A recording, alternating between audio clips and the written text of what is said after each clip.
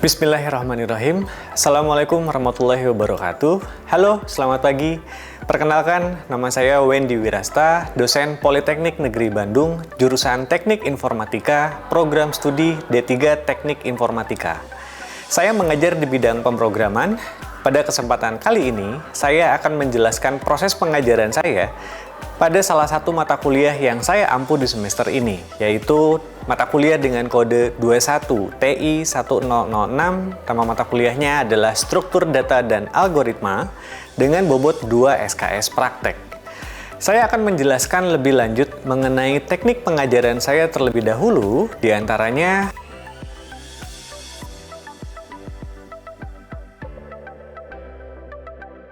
bagian pertama yaitu deskripsi singkat mata kuliah. Pada mata kuliah ini memberikan pengenalan tentang konsep-konsep struktur data dan algoritma yang memproses struktur data. Konsep Abstract Data Type atau kita sebut adalah ADT mendasari implementasi user-defined data baik dalam struktur linear maupun struktur hierarki secara tree. Mata kuliah ini bertujuan memberikan pemahaman tentang aspek esensial dari struktur data dalam pemrograman sehingga mahasiswa dapat memecahkan permasalahan melalui sebuah program menggunakan struktur data yang optimal secara logik dan fisik di memori komputer. Topik inti mencakup alokasi dan representasi data, pembentukan abstract data type atau ADT, dan variasi struktur data dasar, diantaranya adalah stack, queue, linked list, hash table, dan juga tree.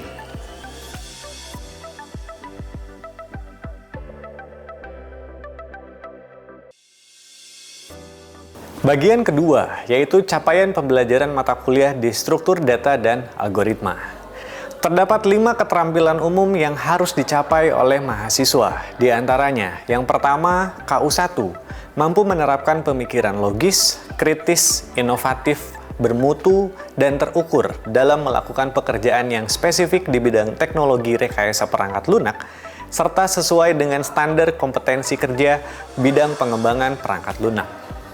Yang kedua, yaitu KU2, mampu mengkaji kasus penerapan ilmu pengetahuan dan teknologi yang memperhatikan dan menerapkan nilai humaniora sesuai dengan bidang keahliannya dalam rangka menghasilkan prototipe, prosedur baku, desain, atau karya seni, menyusun hasil kajiannya dalam bentuk kertas kerja, spesifikasi desain, atau esai seni, dan mengunggahnya dalam laman perguruan tinggi.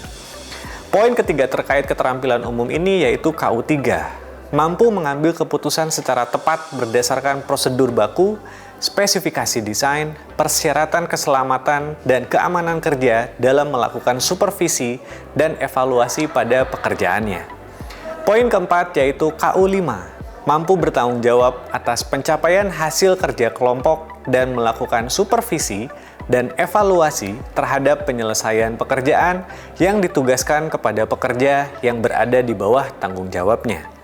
Poin selanjutnya yaitu KU6, mampu melakukan proses evaluasi diri terhadap kelompok kerja yang berada di bawah tanggung jawabnya dan mampu mengelola kompetensi kerja secara mandiri. Juga memiliki 4 penguasaan pengetahuan, diantaranya yang pertama PP1, desain algoritma dan analisis kompleksitas algoritma. Yang kedua, PP2, matematika diskrit dan non-diskrit, statistika dan probabilitas, manajemen kualitas, pengolahan citra, pengujian perangkat lunak, kewirausahaan, manajemen pengembangan perangkat lunak, dan metodologi penelitian. Yang ketiga yaitu PP3, konsep-konsep, prinsip-prinsip desain, dan algoritma fundamental yang berkaitan dengan struktur data dan manipulasinya, bahasa-bahasa pemrograman, arsitektur dan organisasi komputer, sistem operasi komputer, dan jaringan komputer. Poin terakhir untuk penguasaan pengetahuan yaitu PP4, konsep-konsep fundamental, prinsip-prinsip, dan teknik-teknik dalam rekayasa perangkat lunak.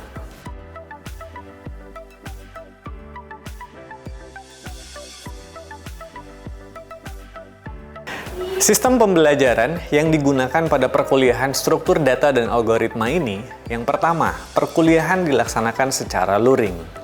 Yang kedua, menggunakan LMS Polban dan Google Drive untuk akses materi, pengumpulan tugas, dan aktivitas lainnya. Selanjutnya yaitu menggunakan WhatsApp Group untuk berkomunikasi dan diskusi. Dan jumlah pertemuan sebanyak 14 kali perkuliahan dan 2 kali ujian untuk ujian tengah dan akhir semester. Dan selama praktikum, mahasiswa menggunakan beberapa tools lain, diantaranya yaitu text editor, software yang harus diinstal di dalam laptop komputer mahasiswa masing-masing untuk menjalankan program bahasa C yang menjadi program yang akan dipraktikumkan.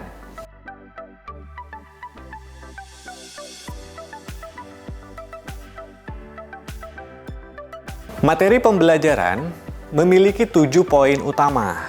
Yang pertama yaitu pengenalan struktur data dan algoritma. Yang kedua yaitu pemrograman secara modular. Yang ketiga adalah alokasi dan representasi data. Selanjutnya adalah konsep ADT atau Abstract Data Type. Poin kelima adalah struktur data linear. Poin keenam adalah variasi ADT, yaitu berbentuk queue atau berbentuk stack. Dan poin terakhir ketujuh yaitu struktur data hierarki atau istilah lainnya adalah struktur data tree.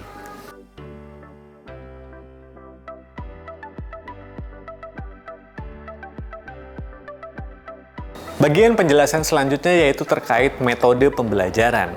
Metode pembelajaran yang digunakan di dalam praktikum struktur data dan algoritma ini yaitu berbentuk project-based learning. Setiap materi yang akan diberikan kepada mahasiswa di lab praktikum itu akan digunakan kombinasi antara materi yang akan dijelaskan menjadi sebuah studi kasus berbentuk project yang harus diselesaikan oleh mahasiswa setiap minggunya. Adapun bentuk ujian, di antaranya ketika ujian UTS, soal berbentuk praktikum terkait dengan representasi struktur data linear, dan untuk ujian akhir di akhir semesternya itu berupa tugas besar praktikum terkait dengan struktur data linear dan juga struktur data hierarki berbentuk tree.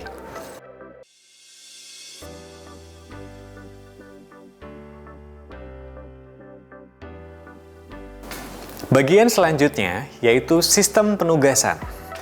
Penilaian dilakukan berdasarkan capaian individu maupun capaian kelompok. Dari setiap penilaian digabung dengan mata kuliah teori, komponen nilai praktikum diantaranya sebagai berikut. Yang pertama yaitu bobotnya berupa tugas sebesar 20%. Yang kedua berupa kuis sebesar 20%. Yang ketiga berupa ujian UTS, bobotnya sebesar 15%. Dan terakhir berupa proyek tugas besar, yang bobotnya paling besar, yaitu 45%.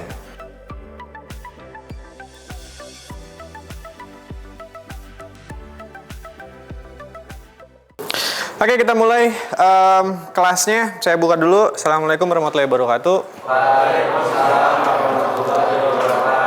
Jadi kita coba bahas pertemuan selanjutnya ini yang berhubungan dengan hasil dari presentasi tugas kalian ya. Jadi presentasi yang sudah dilaksanakan, yang asalnya harusnya menjadi satu sesi, ternyata harus 2 sesi karena ya kita tahu sendiri yang namanya harus dibatasi bahwa satu kelompok itu harus 15 menit, ternyata nggak bisa 15 menit gitu ya. Ternyata satu kelompoknya minimal malah 15 menit, ada yang sampai 20 menit dan sebagainya. Tapi nggak apa-apa, itu adalah hasil pembangunan program atau pengembangan program yang sudah dilakukan oleh kalian beserta dengan kelompoknya. Terus nanti ada beberapa result yang akan saya informasikan, makanya di pertemuan kali ini agendanya saya bagi menjadi beberapa hal. Ya, jadi ada 4 poin pertemuan kali ini. Penjelasan studi kasus, terus hasil presentasi, saya dan Bu Asri sudah mencoba merekap evaluasinya seperti apa, mungkin tidak secara poin detail, tapi nanti saya coba perlihatkan resumenya. Terus nanti ada diskusi mungkin ya, diskusi terkait dengan laporan yang sudah kalian buatkan. Dan itu kami sudah coba identifikasi terkait dengan spesifikasi dan rancangannya seperti apa, dan nampaknya memang butuh klarifikasi atau kita diskus lebih lanjut terkait dengan temuan-temuan yang kami lihat di dalam laporannya, sehingga setidaknya nanti kami bisa mendapatkan informasi yang lebih akurat, yang lebih detail gitu ya. Oke, Di penjelasan studi kasus yang pertama ini adalah kelas ini kalau secara rekapitulasi 9 kelompok tapi ada 7 tema ya. Jadi ada yang transformasi, ini pasti menggunakan tree, sandi Morse. Sandi Morse juga menggunakan tree, 2 kelompok. Terus ada yang kamus bahasa Jawa, yang 3 tingkatan. Bener kan? Ini juga pakai tree, kalkulator, kelompok terakhir yang presentasi kemarin. Terus ada autocomplete with try E. Nah ini yang mungkin kelompoknya nggak terlalu maksimal kemarin di presentasi karena bugs-nya terlihat di depan, tapi dikomentari setelah selesai. Ya itulah dinamika ya. Terus silsilah kerajaan ada 2 tim, yaitu yang kerajaan Inggris dan juga kerajaan Denmark. Dan hampir keseluruhan ini menggunakan konsep tree ya. Jadi nggak ada yang hanya menggunakan linked list, di improvementnya seperti apa nggak ada. Jadi ya itu juga satu setidaknya kalau secara leveling kan kalau misalkan kita membahas struktur datanya berbentuk linked list itu kan sebetulnya sampai dengan UTS. Setelah UTS kita improvement linked listnya, terus kita masuk ke dalam teori tree. Dan ternyata memang ya satu kelas ini istilahnya kalian berani mengambil topik yang baseline datanya adalah struktur tree gitu, bukan hanya linked list gitu ya. Itu juga sebuah pencapaian menurut saya bagus sih. Bisa kasih approve dulu untuk kalian. Meskipun pengerjaannya secara analisis lebih lama kayaknya durasinya ya. Ngebikin programnya kayaknya lebih sedikit ya waktunya ya. Tapi ya hasil improvementnya sangat-sangat terlihat. Oke, nah ini yang menarik. Dari hasil presentasi, jadi saya mencoba mengurutkan secara nilai global tapi per kelompoknya dulu. Tidak per orangan, karena kan sekali lagi bahwa tugas besar ini kan dibagi menjadi 3 komponen ya. Ada presentasi program, nilainya per kelompok. Ada nilai untuk dokumentasi laporan. Itu yang akan kita bahas di hari ini. Baru ada penilaian individu. Penilaian individunya itu belum kami finalisasi karena kami harus membreakdown lagi. Nilainya baru setengah. Nilai yang hasil presentasinya sudah ada, tapi nilai dari kontribusi yang ada di laporan itu belum kami kombinasikan sehingga nilainya bisa muncul. Tapi yang saya coba perlihatkan sekarang memang bobotnya tidak terlihat, tetapi setidaknya kalau saya coba di scanning gitu ya, nilai yang paling besar ya saya bisa mengurutkan dari sekarang gitu ya. Tapi bukan berarti ini yang paling besar ini pasti nilainya A, belum tentu. Ini kan baru 1/3, betul ya. Ini baru 1/3. Ini baru 1/3. Jadi yang mendapatkan nilai paling besar itu adalah kelompok 1 yang transformasi non-binary tree ke binary tree. Padahal ketika presentasi kan kelompok kami tidak sebagus kelompok sebelumnya, Pak.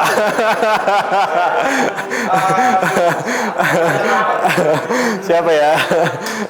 Tapi ya balik lagi, bukan karena bagaimana menyajikannya, tetapi saya dan Bu Asri melihat dari substansi, melihat dari penjelasan rincian dan sebagainya, dari beberapa indikator ini kan ya, fitur spesifikasi, kesesuaian input-output, user interface, dan apakah programnya running well, akhirnya yang bisa paling atas secara average adalah kelompok yang pertama.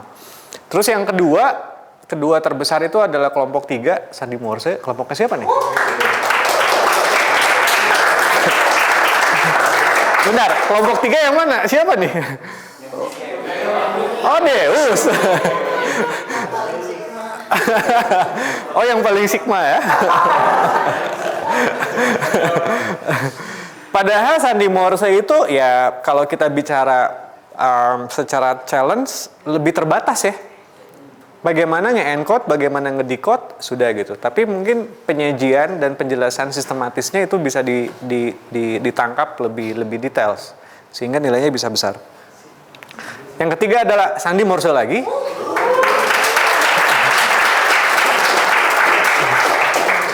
Kelompok 8 siapa? Oh, Jelang, oke. Kelompok pertama yang presentasi ya?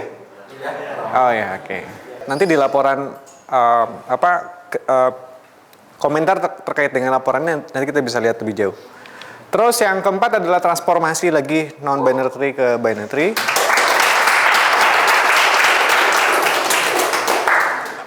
Ini kan kalau secara sajian data mereka nggak pakai presentasi ya. Bener kan, ngejelasin aja di depan gitu. Kayaknya memang tiga-tiganya narator semua gitu.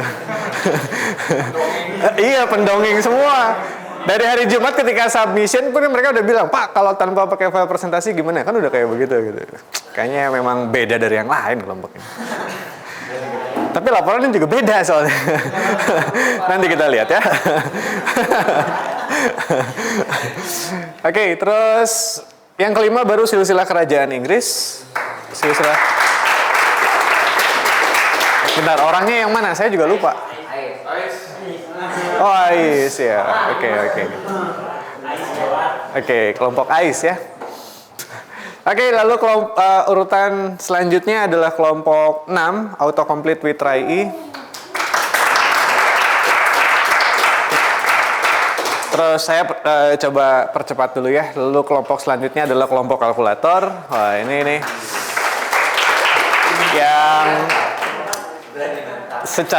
secara matematikanya kayaknya keren-keren gitu ya. Kan dikomentarin sama Bu Asri, ini kayak udah bukan mata kuliah SDA lagi gitu, tapi mata kuliah matematika yang di SDA kan gitu. Karena keilmuan matematikanya jadi pseudocode diimplementasikan jadi program gitu. Terus yang terakhir baru kamus bahasa. Kasih approve.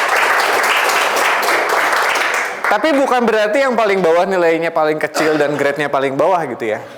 Jadi saya nggak menyebutkan bahwa oh berarti yang paling bawah bobotnya misalkan grade C atau D, nggak.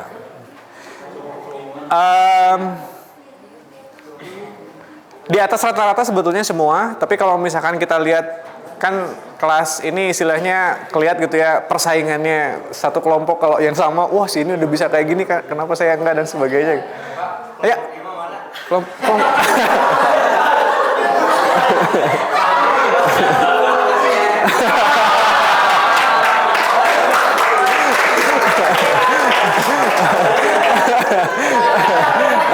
Ada komentar terkait dengan ini kira-kira? Nama Lutfi Satriwicaksono. Sangat sepakat gitu ya untuk urutan presentasi programnya gitu. Kenapa? Karena ya saya setuju gitu dari transformasi NBT ke BT mereka ngejelasinnya sangat dari teoritis dan demo programnya itu sangat jelas gitu. Jadi kita pun yang menyaksikannya gitu jadi terinspirasi dan menambah ilmu gitu. Ada lagi yang mau berkomentar? Izin perkenalan diri, saya Nestariska Saputra dari kelompok 8. Mungkin mau berkomentar pas presentasi aja gitu. Ya. Lebih ke kurang puas di akhir sih, kayak ngejelasin fitur unggulan dari kelompok sayanya tuh yang di akhir yang percakapan online-nya tuh kurang maksimal karena emang waktu yang terbatas juga dan sebelumnya ada masalah di PPT-nya yang sebelumnya. Jadi itu aja sih paling. Cuman alhamdulillah hasilnya juga puas lah gitu. Akhir. Alhamdulillah. Cukup. Mantap ya. Mantap. Di hasil laporan kelompok ini saya coba kupas satu-satu setiap kelompok, spesifikasi di dalamnya seperti apa. Jadi penjelasan ini saya bagi menjadi 3 bagian. Ada spesifikasi program, ada perancangan, sama yang lain-lain. Jadi dan saya ambil ikhtisar utamanya apa saja di setiap bab itu dan saya coba tuliskan, dan mungkin nanti ada beberapa poin yang saya highlight yang sekiranya bisa kami tangkap, yang kalian tuliskan di laporan itu kami buatkan poin di sini. Gitu ya. Itu yang kami tangkap. Jadi kalian boleh menyanggah, boleh menambahkan, Pak kami juga menambahkan ini dan sebagainya. Itu juga boleh. Tapi kalian itu harus belajar sebagai developernya. Dalam artian kalau kita sudut pandang atau POV-nya sebagai developer, yang harus kita pikirkan kadang-kadang bukan bagaimana perangkat lunak ini dapat digunakan dengan baik seharusnya. Tapi bagaimana kalian sebagai developer, pengembang perangkat lunak, mampu menurunkan spesifikasi program dari proses analisa yang sudah dibuat itu menjadi hasil source code yang sesuai. Jadi kalau analisanya menurut kalian, loh kok ini salah, saya benerin deh. Misal, jadi analisisnya 47 derajat, tapi programnya outputnya adalah 50 derajat. Mana yang benar? Oke, menurut saya kenapa kita lebih memilih spesifikasi dibanding insting? Karena kan kalau kita ngebikin sebuah program atau proyek itu ada tujuan awalnya Pak ya. Ya. Terus tujuan awalnya itu udah ditentukan gitu dari awal dari bisnis analisisnya. Jadi kita tuh nggak bikin program untuk tujuan misalkan sekeren-kerennya, sebagus-bagusnya. Oke, yang utamanya bukan hasil programnya, tapi yang utamanya tadi kebutuhan analisisnya seperti apa. Oke? Oke, izin memperkenalkan diri, saya Rio Agasta dari kelompok 1. Jadi kenapa saya berpendapat kalau insting programmer itu lebih diutamakan? Karena kalau analisis itu kan misalkan ketika ingin membuat program, analisis itu datang dari dari klien gitu, dari user. Yang mana klien ini belum tentu paham gitu tentang program dan bahasa pemrograman dan lain-lain. Sehingga seringkali spesifikasi itu tidak memungkinkan gitu. Rio itu melihatnya, persepsinya adalah ada end user, klien, ada analisis, ada programmer. Melihatnya adalah karena end user itu tidak memahami secara jelas bagaimana menciptakan analisis dan sebagainya. Ada yang mau menyanggah? Gimana ya? Jadi kalau menurut saya dari pandangan Rio itu agak bertentangan ya. Jadi ketika kita misalkan ada klien yang ingin membuat sebuah program, dia pasti diskusi dulu dengan role, misalkan ada analisis. Kalau saya lihat respon dari Yahya itu bahwa orang analisis itu ya pasti memiliki kemampuan. Jadi yang dia kerjakan itu pasti benar. Ya. Atau yang lain dari grup pro atau grup kontra?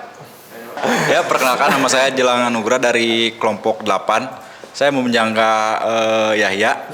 Kalau menurut saya itu insting programmer itu lebih penting. Soalnya kenapa? Karena soalnya programmer itu benar-benar tahu lapangannya gitu. Kan kalau misalnya Insting programmer lebih bagus ya. Menurut Jelang itu ya kan kalau insting programmer tuh lebih bisa diandalkan.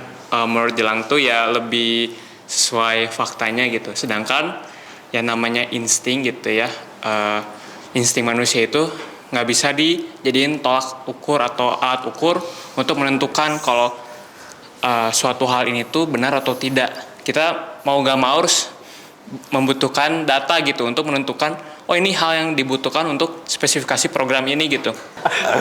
Cukup Pak, cukup. Oke, thank you Lutfi. Gimana? Masih mau ada yang ngasih komentar yang lainnya? Nama saya Ayah dari kelompok 9. Mungkin dari pendapat yang Anda jelaskan, saya itu kan pokoknya pernah Yahya ya. Kelompok pro. Ya, karena betul ya yang disebutkan spesifikasi itu kan gambarannya kalau misalkan kita bayangkan proyeknya besar gitu. Programmer juga kan lapangannya juga terbatas itu yang ruang lingkup sudut pandangnya. Dan saya juga meyakini bahwa programmer yang baik itu adalah programmer yang bisa menyesuaikan dengan analisisnya. Gitu. Programmer yang baik itu adalah programmer yang bisa menyesuaikan dengan analisisnya. AIS 2024.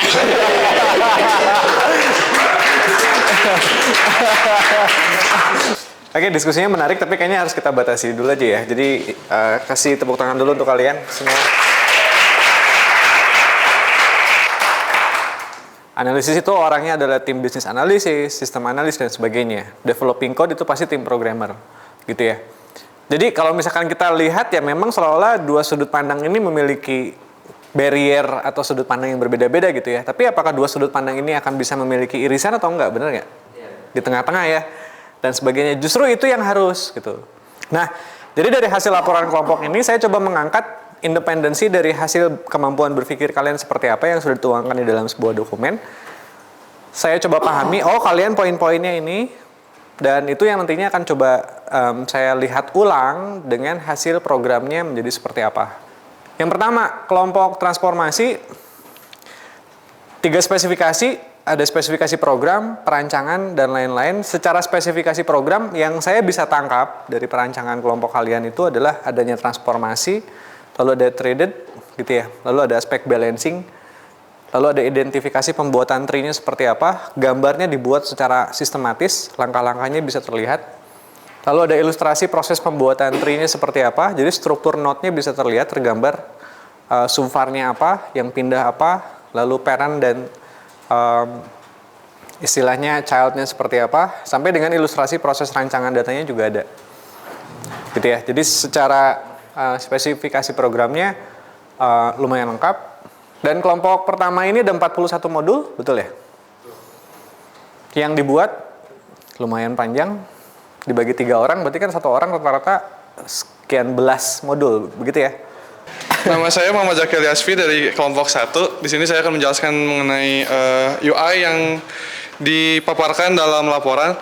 Jadi mengenai ini screenshot atau bukan tuh, technically ini screenshot, tapi bukan dari terminal. Sekarang masuk ke kelompok yang kedua. Kamus bahasa kan? Ya, ini bahasa Jawa. Oke, yang saya tangkap dari laporannya secara spesifikasi ada penjelasan tentang tingkatan bahasa ya, Vi ya. Lalu ada balance tree-nya, bagaimana nge-balancing. Terus leksikografik secara binary tree-nya juga saya bisa melihat. Nggak ada narasi, terus struktur chart-nya langsung keseluruhan gitu. The whole process digambarin gitu. Perkenalkan, nama saya Muhammad Ahmadiyah Sandika Fadil dari kelompok 3 Sandi Morse. Yang dikatakan pada PPT benar memang. Laporan kami memang kurang lengkap, apalagi dari ilustrasi programnya gitu. Terus dari perancang programnya juga narasinya, rancangan prosesnya kurang. Kelompok 4. Nah, kalkulator nih. Oke, terlihat sebetulnya di kalkulator ini mekanisme penggunaan, karena mereka menggunakan tree dan stack dijelaskan oleh mereka. Jadi aspek tree-nya di mana dan stack-nya di mana, oke, bisa terlihat oleh saya. Terus ada penjelasan juga, ada 7 fitur utama. Karena kan istilahnya ada fitur-fitur yang memang sudah ada dari kakak tingkat, terus dijelaskan juga yang mereka improve itu seperti apa. Untuk ini minim parsing ini sendiri tuh kita tuh awalnya tuh sedikit kebingungan Pak buat ngebuat struktur chartnya di fitur-fitur yang kita buat. Kesannya kayak berdiri sendiri. Namun sebenarnya kita tuh struktur chart tuh paling terakhir dibuat Pak, jadi ada kendala di waktu juga dan juga. Oke, thank you kelompok 4. Next, kelompok 5, silsilah kerajaan Denmark. Saya melihat di spesifikasinya benar-benar detail terkait dengan pewarisannya, betul ya? Bahwa pewarisannya itu rinciannya adalah ini dijelaskan secara deskriptif. Terus non-binary tree, betul ya? NBT, ada gambarnya. Terus dijelaskan juga ada 9 fitur utama dan juga rincian data yang digunakannya seperti apa. Sebenarnya karena dari semua spesifikasi modul tuh ada juga dari spesifikasi modul tuh ada yang ditandain warna kuning. Ya. Itu tuh karena modulnya belum kepake dan waktunya nggak cukup. Jadi ditandain si modulnya harusnya ada gitu. Udah ada, cuman belum kepake di ininya gitu. Udah dibikin di program, cuman waktu itu karena nggak keburu buat diintegrasiinnya, jadi ya ditandain aja kalau misalkan modul itu udah ada gitu. Kelompok 6, ada proses kerjanya, implementasi dan aturannya juga ada. Terus identifikasi proses dari tree-nya bisa terlihat. Bahkan waktu saya demokan, kejebak waktu menampilkan tree. Saya Satria Rebimo dari kelompok 6. Untuk rancangan tampilan itu kami desainnya pakai Figma Pak.